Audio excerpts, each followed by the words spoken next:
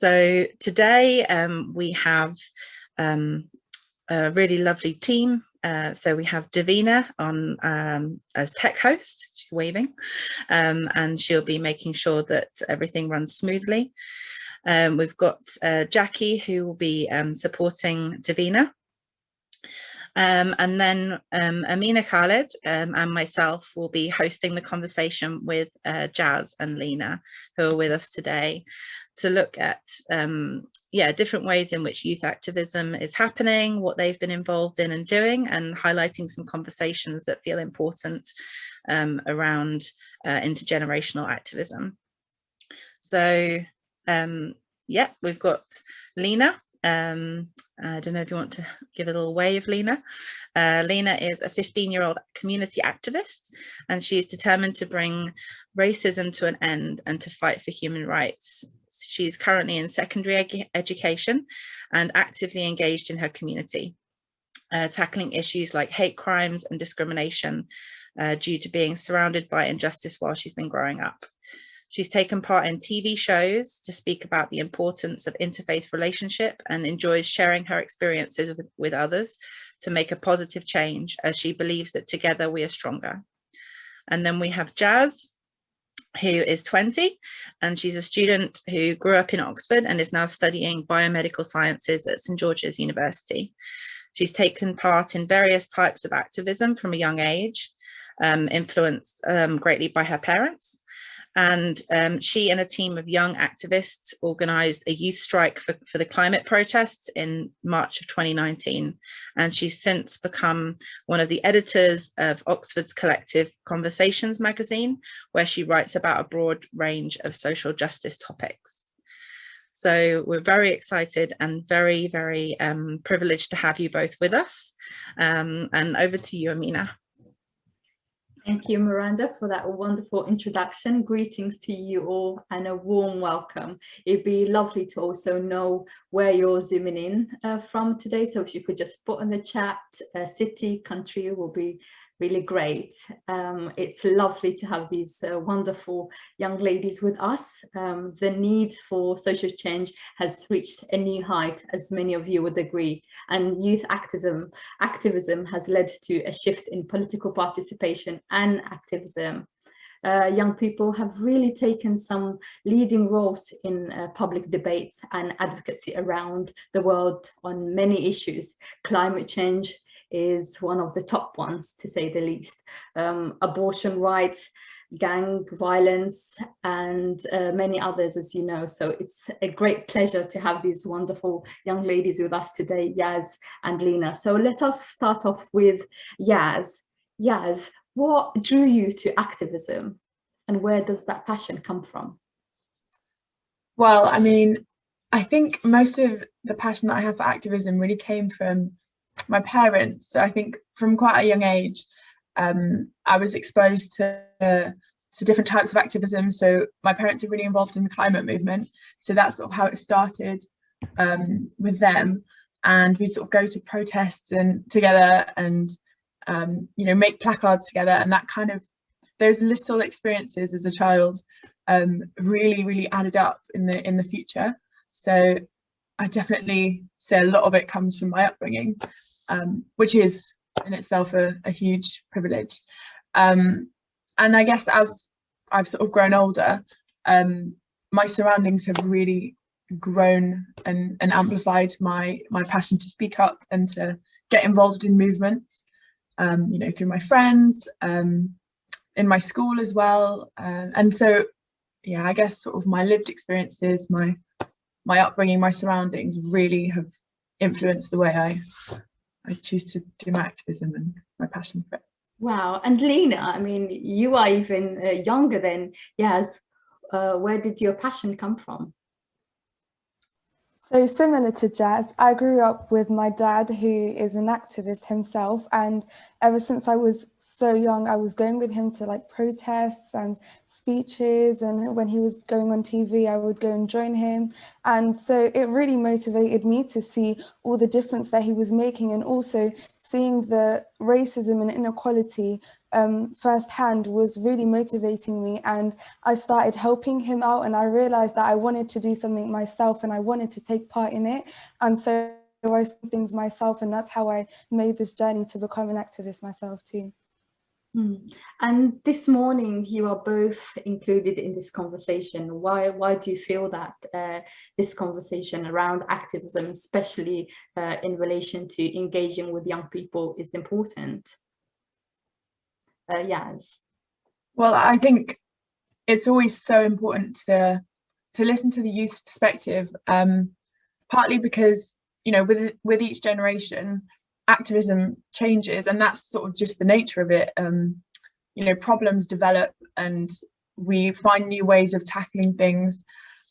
So I think hearing the youth perspective on, you know, current social justice issues is super important, to just keep up to date and think about new alternatives, because it will be a completely different perspective to somebody of maybe a couple of generations before that.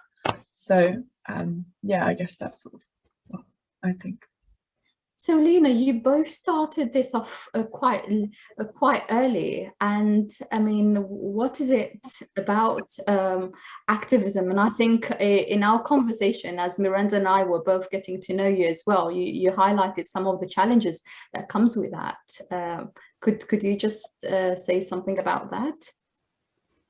Yeah, so of course, even with all the great pleasures that we do have with activism, there are many difficulties, many challenges, because as always, there will be some people that will not agree with your points of view, some people that will not believe that equality is right, some people that believe that we should be divided and that not everyone deserves their rights. And of course, some people will try and push us down, but I believe that it's for us to stay strong and stay motivated and to keep on going, to say that there's all these people, this minority that believe that we shouldn't be together, united, that we should stay strong and show them that we are in fact stronger together. And yes, what are some of the challenges that you have as a young woman activist in creating change?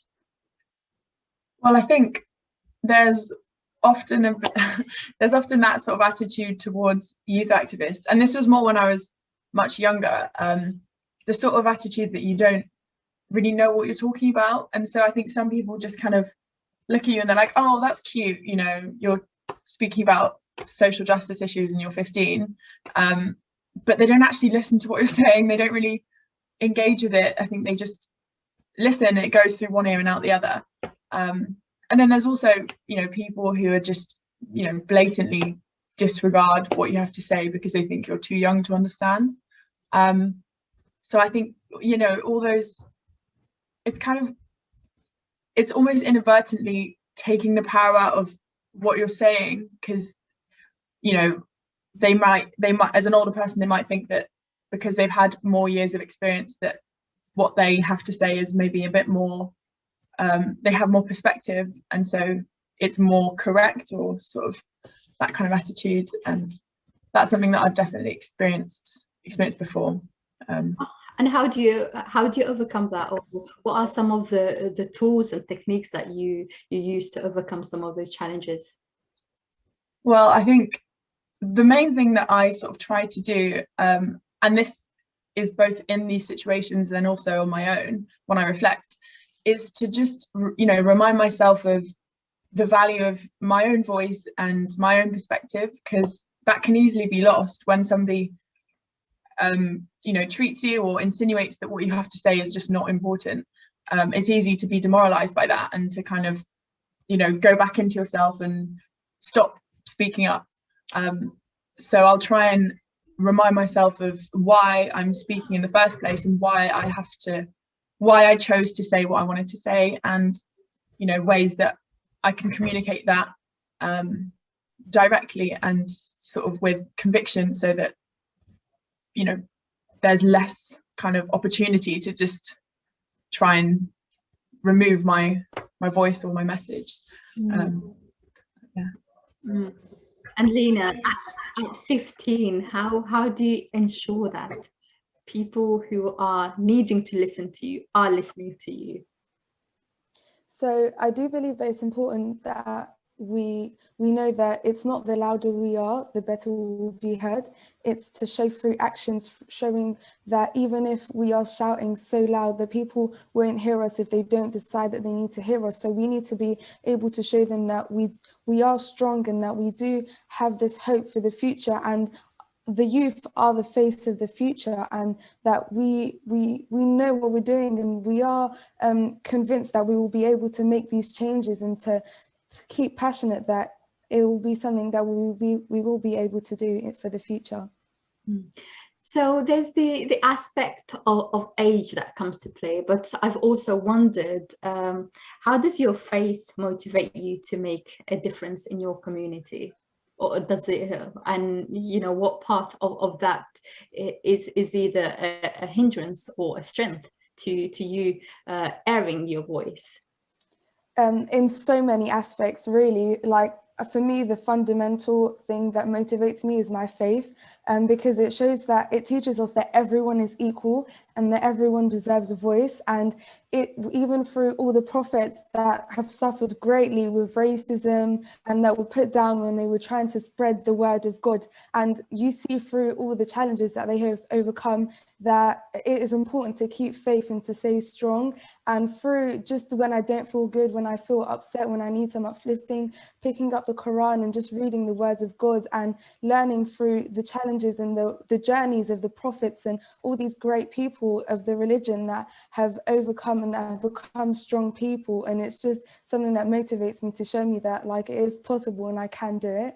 Inspiring. And yes, what aspect of spirituality plays a part in your activism? Well, I mean, I guess I'd say that for me, well, I don't really assign myself to any faith, but I think there's definitely an element of hope for people, actually. I think, you know, even though I may not sort of have a particular faith or not really know where I stand, the faith that I have actually is in people. So it's a kind of, it's a similar but, you know, different way to what Lena experiences, in the sense that, you know, her religion brings her faith in people and faith in herself, and I also feel a sort of a faith in people to do better, and that hope definitely comes from my belief that, you know, people can be really good, and on the whole we are. It's just tapping into that and, you know, believing that, and I think a lot of my activism sort of I always come back to my foundation of self, and I do get that from meditation. So I really do benefit a lot from doing meditation and sort of connecting with myself, and, you know, evaluating what's actually going on in my own sort of little world up there, and I sort of try and translate that with my activism and how I, you know, communicate things to, you know, always keep that sense of respect and understanding, I think. And talking about hope, where at a time that's, you know, for many people still very dark, naturally much of it is because of the pandemic and of course other things. Where does that sense of hope come from for you? Honestly, I think it comes from my community and the people that I'm surrounded with.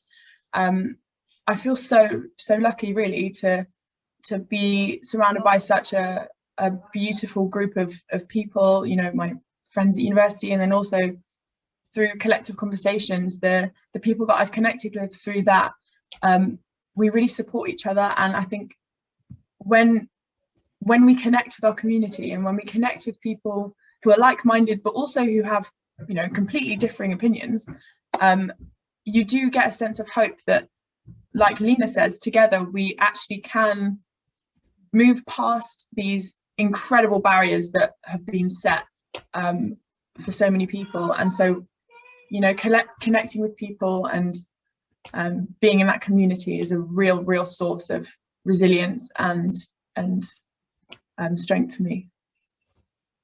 It's very inspiring to hear both of you share at that level and seem to be, very enthusiastic and hopeful about the future, despite of the challenges that we are all facing.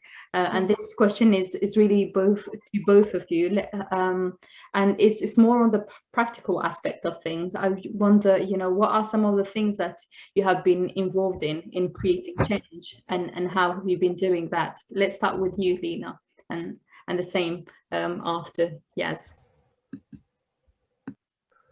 So I have been taking part in quite a few things, but obviously now with quarantine, it's been kind of more restricted. So I've done protests, countless different protests. I've also done many speeches where I spoke everywhere at different protests and everything to spread awareness. I've also taken part in TV shows where I was invited to speak there too. And also different meetings online during this quarantine. And yeah, just everywhere where I was invited, where I thought a chance to take part, also in school with the community, volunteer work, taking part to help distribute food, and wherever I saw an opportunity to help and make a difference, I just grabbed it really. And Lena, so you mentioned about hate crime and racism, and I know that at the beginning, as Miranda shared your bio, that you're determined to bring racism to an end. Why particularly racism, and why that's so important to you? Because I have seen racism firsthand to me and to my family, to my friends, to all my close ones, and I believe that it is such a great barrier that has put a difference between us over differences that are so little, and the differences that shouldn't separate us at all. I've seen all these differences and all these problems that it's created and all this hate, and it stopped us from being who we can truly be, because I do believe that if we put all these differences aside and stay together, we are capable of achieving so much together. And all these differences of racism and hate has segregated us and has put so many difficulties, and it's also really hard on all of these people that suffer with racism, both of different races, cultures, religions, that really suffer because of it. And it's something that is so, it just breaks my heart to see all these problems that we have due to racism, when it's not something that we should be minding at all, really. Totally, and I think we'll all agree to that. And yes, I wonder what's the picture like in relation to racism and discrimination in Oxford? It's always very interesting to kind of have an overview of what's going on in the country, what are some of both a direct but also other experiences that aligns with some of the conversation, as well as, of course, to hear a little bit more about some examples of what you're currently involved in bringing about social change. So I think in Oxford, it's kind of varied, really. Oxford is actually quite, I'd say it's a relatively political city, and there's quite a lot of sort of activism, a lot to do with the climate. And in terms of racism as well, particularly during lockdown, actually, I've never seen so many protests and so much sort of, uniting of everybody. Everyone sort of came together, and we had huge turnouts for Black Lives Matter protests. And there was also, I think it might have been on the news as well, I think, there was a protest against the Rhodes statue that Oxford had, Oxford University. And that was actually I'd say that was quite a big turning point, really, because, seeing the turnout, even sort of in the lockdown, and this was summertime, and how many people sort of showed up to show their outrage that there was this statue of a colonizer looming over the city. That was actually really sort of miraculous, and I thought it was a very heartwarming thing, really, to see how many people unified and said, no, that's enough. No, we don't want that message to be spread in Oxford, that sort of colonialist, racist view. And so I think there's definitely, or during that period particularly, there was a massive increase in the anti-racism work happening. And because I'm not really in Oxford now, I don't really know sort of what's happening currently as much, but I know that there are organisations there led by the youth, actually led by young people who've sort of created these groups and these spaces for Black people and for ethnic minorities, or for the BIPOC community, to really unify, join together and build their strength together.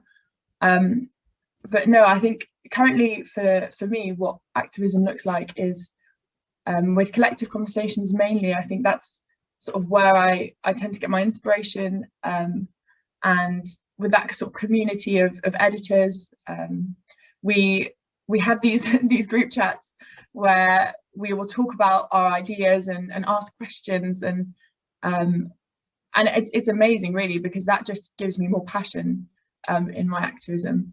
So sort of writing articles for collective conversation on, you know, I've written some on being sort of biracial, so having my parents in an interracial marriage, it was so interesting to write about and to consider that side of race.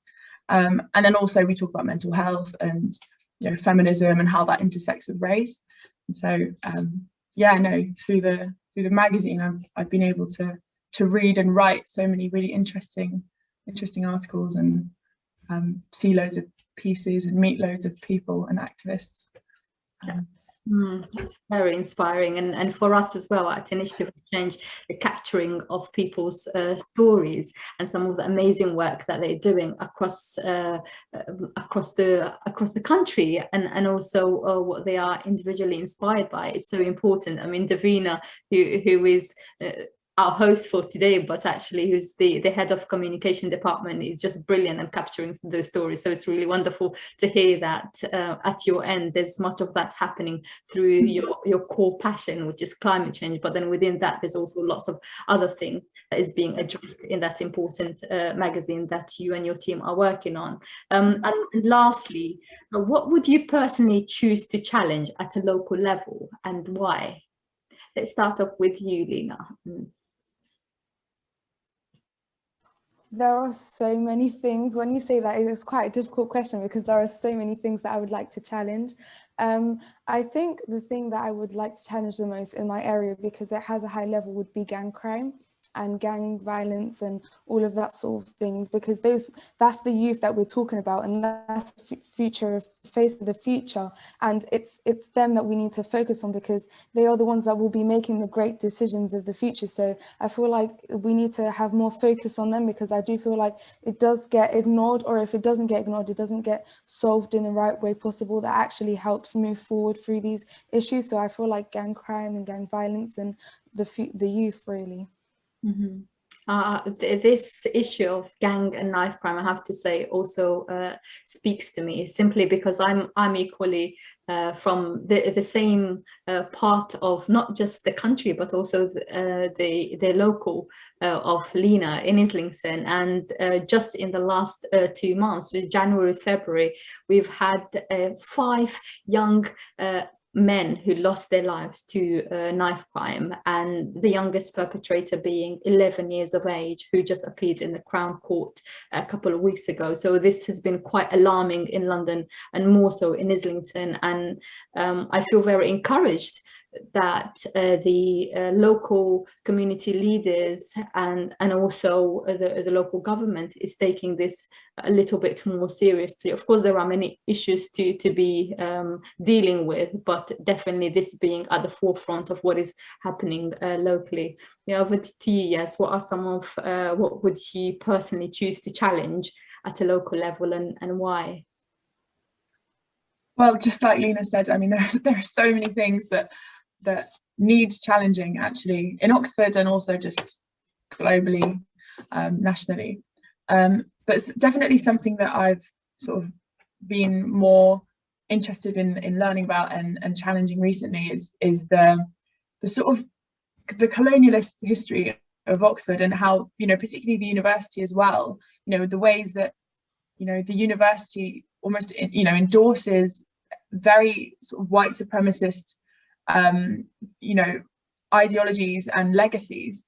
As an example, with the Rhodes statue, that's one.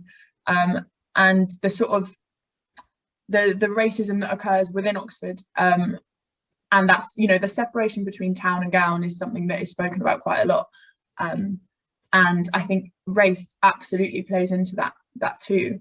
That sort of, it's almost a power dynamic really between sort of affluent university centre and then the rest of the city, which is actually incredibly diverse. There's a huge amount of diversity in Oxford, but it's not really, you know, appreciated the way it should be. And so that's something that I definitely feel really strongly about. But yeah. So welcome back everyone from your breakout rooms. Amina, do you want to take us through this next bit? Indeed. So I hope that you all had a wonderful and fruitful conversations. I know that in all breakout rooms, it's always the case.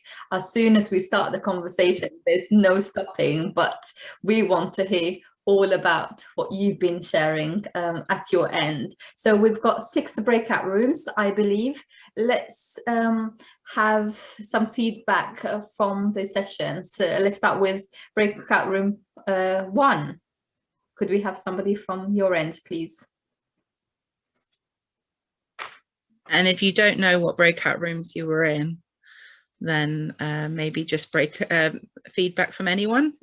Would that work, Amina? Yeah. Or just put your hand up signal so that we're not all speaking at the same time. Yeah, we can go first. Lovely. Just give me 1 second.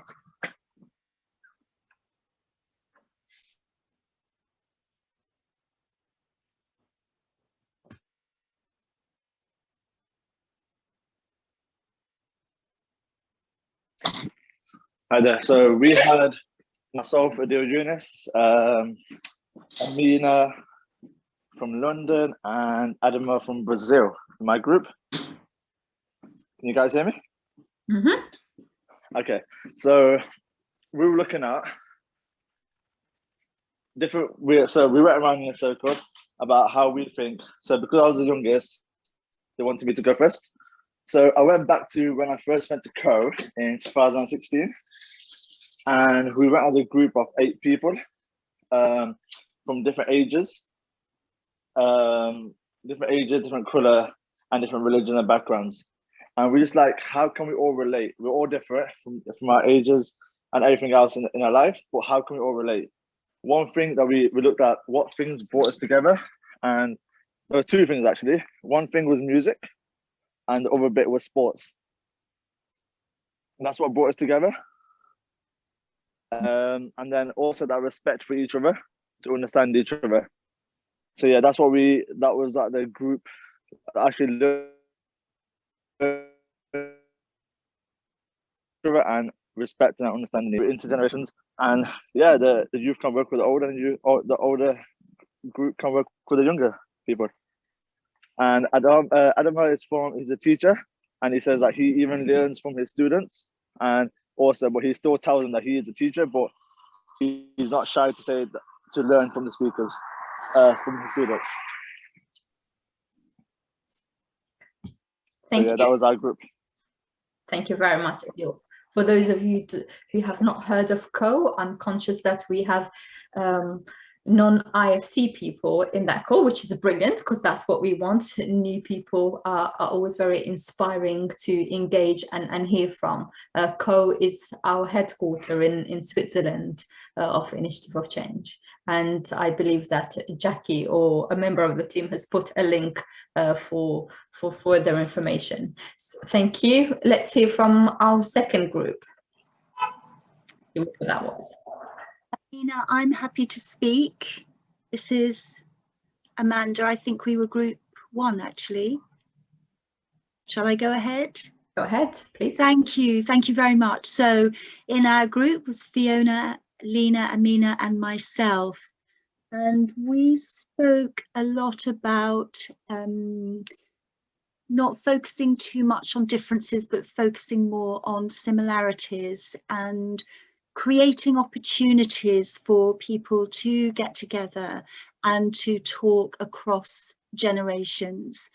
And making the most of opportunities that present themselves. Amina gave a lovely story of a lovely example of taking an opportunity to sort of disrupt what people were expecting. So that was a great story. We talked about naming it, we talked about reconciliation, sharing, lots of really positive words came out of our conversations. And the key thing, I think, was that we continue to do this, taking those opportunities, making opportunities for each other to get together and to share.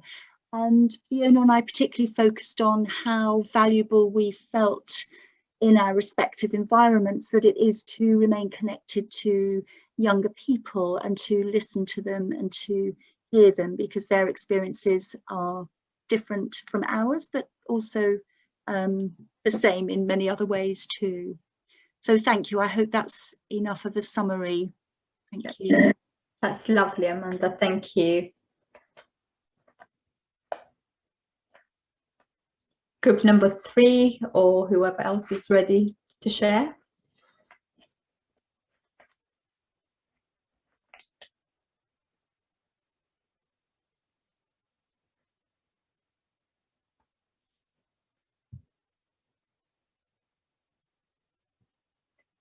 I'm sure there was no silence in your group as you were discussing this important conversation. So let's hear it. We are all very excited to hear what's been discussed at your end.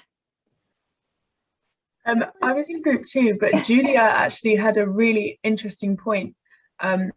You were talking about education, and I feel like that would be a really interesting thing to repeat to everybody. Sure. Yeah, I don't remember which group we were in, but we had a conversation about how important education is and how important it is for young children to learn how to use their voice, and for us to give them, as educators, I've been an educator all my life, and for us to give them a voice, because I really believe the power of young people and how they will be the catalyst for us to move forward, one of the biggest catalysts for us to move forward. So that was one thing that we were talking about. I think the other one was, we just started to talk about how platforms like this are so important, and using social media to bring people together. So that's also incredibly powerful. I mean, this has been a really powerful day. It's been so amazing to hear the voices of the 2 young people that have joined us today. Thank you. And also we had a couple of other people in our group as well. Do they want to say something?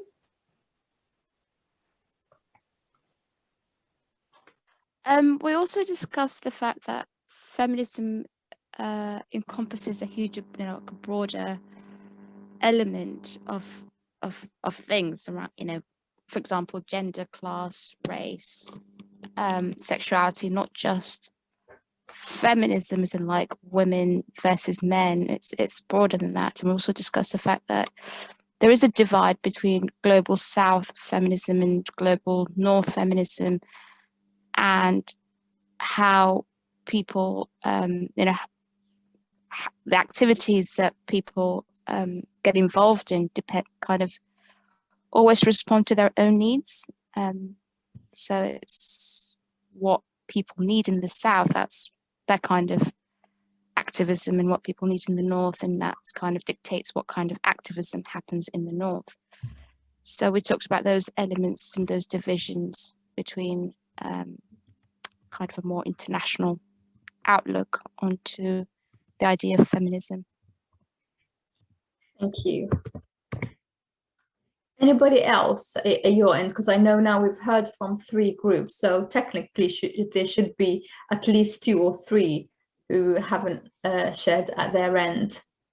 I'm happy to share for group 4. I was with Alice, Ida, Mary and Pushpa, and we had a lovely conversation about how important spaces like this, even virtual spaces, these are safe spaces where women and anyone can really talk about pressing issues, things that are needed by everyone in our community, and what it means to be an activist. You don't have to always join a protest or shout, even if sometimes it's needed to shout and to get your voice heard.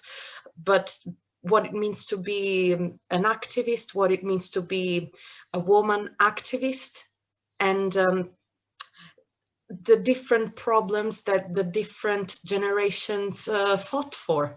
So we had very young members in our group and more adult members, and it was a very enriching conversation, and we all agreed that these spaces are amazing and really needed, because we're not alone, and if we share our struggles, we can really work together to, you know, fight them and arrive to a solution, and to create really a better world for everyone, because it's not just about surviving, it's the right to live a good life, whether you're a woman, a man,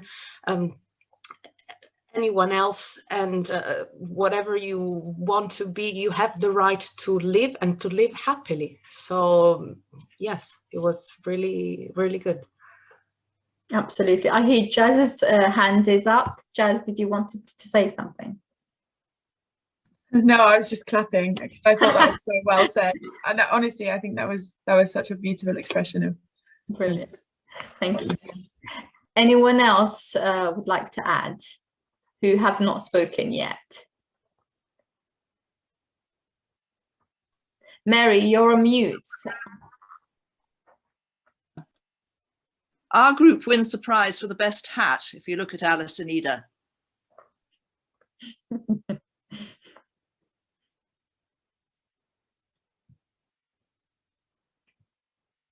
Anyone else? We've got a minute, and then I'm going to hand it over to Miranda.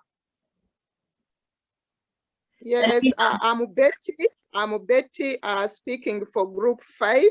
We're 3 ladies, Simba and Antonita from Zimbabwe. And Simba is originally from Congo. So we discovered we are all from Africa. And in Africa, we have a saying that the young will beat a drum and then the old will dance, meaning that we need each other in order to achieve whatever we want to achieve. So the young can implement the ideas that are put forward by the old. So there is need for respect for each generation. And we said that we can raise children from as early as possible to show them how important the old are to them. And the old should also know how important the young are. And when this is done, then society can live together in harmony. Thank you. Thank you very much, Betty. That's a wonderful way of capturing all the different conversations that's happened in the breakout, and a great way to end this bit. Over to you, Miranda.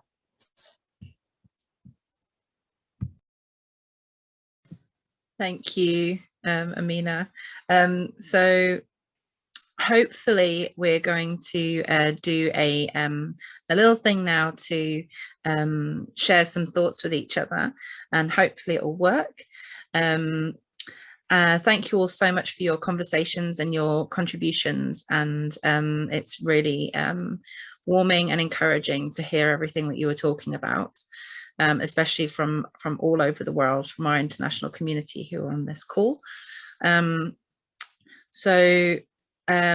If some of you may have used a Mentimeter before, and some of you may have not. Hopefully we're going to put a link that will work in the chat box. So if you try clicking on that, it should give you the opportunity to input a word. And the question that we're asking is, what would you choose to challenge? So choose to challenge is the hashtag and the theme of the International Women's Day this year. So we're really interested to know, especially in terms of what we've been talking about today, what are some of the things that you would choose to challenge? So let's see if this works. Are people finding the link working?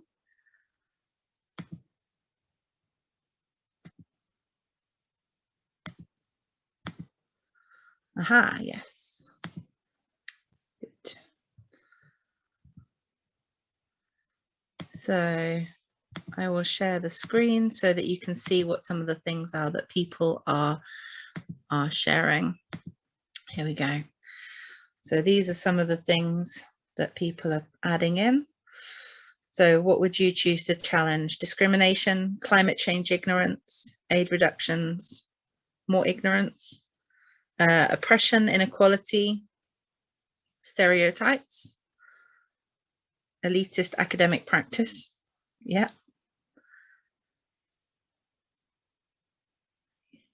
Oppression, financial abuse, invisible labor. Now that's one that I'm particularly would love to have more conversations about. Is the invisible labor that is done often by women or minorities.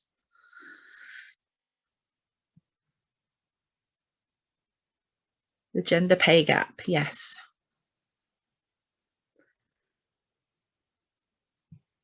Mansplaining, yes. Let's all choose to challenge mansplaining. Good, especially today. Racism. If you want to add more, you can add more. So domestic violence is coming up as a really big one, and this is something that we are going to have in one of our talks tomorrow. So tomorrow we will be touching on domestic violence and abuse in our next talk, which is one of the 4 events that are happening this week.